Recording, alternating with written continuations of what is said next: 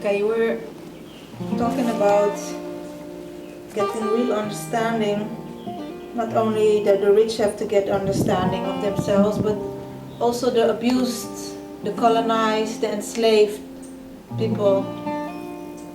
What were you saying about that? Yes, the same way that we have to, in the individual case, we have to remember when we were children. We have to remember the childhood before we can really get a full grip on our pattern and our shadow. This also goes for whole races and whole nations. And the same way, for instance, the people that were colonized and enslaved still carry these patterns in them, in their culture and in their minds. The same way the colonizers need to become aware of their past in order to stop the cycle, because these things are passed down through generations. So we could see, so it's not just the individual. These are patterns that have been set up for in whole nations, in whole groups. And if you were for instance, if you were a colonizing nation, you will keep repeating those patterns. In a modern way. Yes, in a more subtle way. So subtle that you yourself would not realize that you're doing it. In the same way that the peoples that were enslaved, they remain enslaved.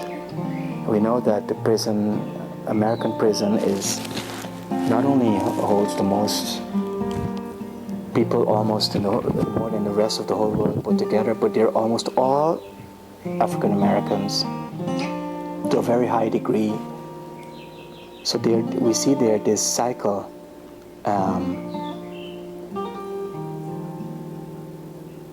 So this is you will not get out of this without real self-awareness. Transformation. Yes, because these groups don't see that. They don't see themselves. You know, they don't see that. They're in a system. Yes. That they actually was designed for them, but they also are keeping it alive. Yes.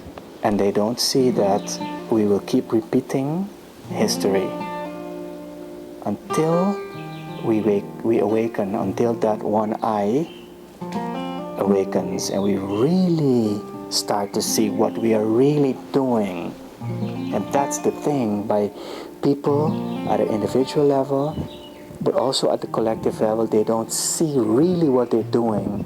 That's why, as I started this today, people do not want to believe that we are that one-eye species. Right. That we are blind to our own patterns. It's very hard for people to believe this. I think it's almost impossible. Because everybody thinks that the one eye is out there. Right. The evil is out there. Yes. The wrongdoer is out there, and I'm all right.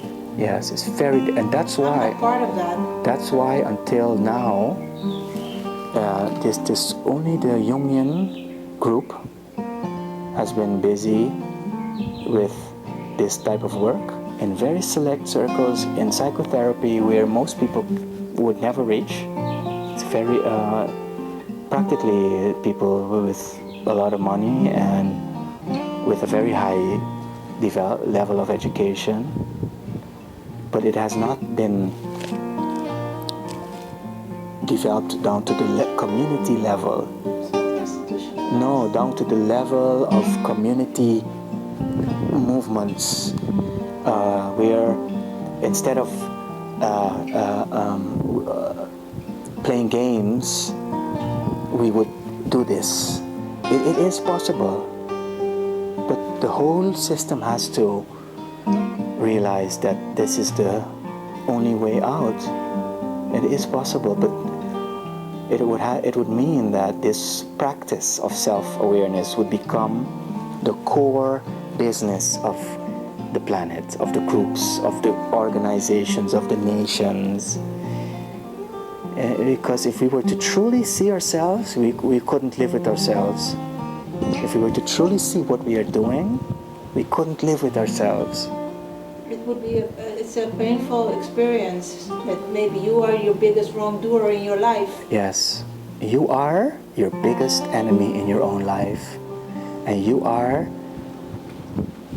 the one that needs most work on. And this is a challenge because in every sector, we have organized everything to help the client, the other. The lawyer needs help, not the client only. The lawyers need help to look at what they have become. The medical people need to see themselves, to see truly what they have become. Universities, educational outfits. We need to see, governments need to see that they have to very large degrees been bought by special interests. This is very, very basic. They do not see this. And that's perhaps what today I really, really need to convey is that they do not see what they're doing. There's a saying that Jesus made when he was on the cross, and he said, "Father, forgive them, for they do not know what they do." And I believe that this is what he was referring to. How could they not know what they were doing? You see, this is big. They were not aware. A whole nation can kill someone in a gas chamber, and they think they're doing justice. And only in the dreams do we get the feedback that this is murder.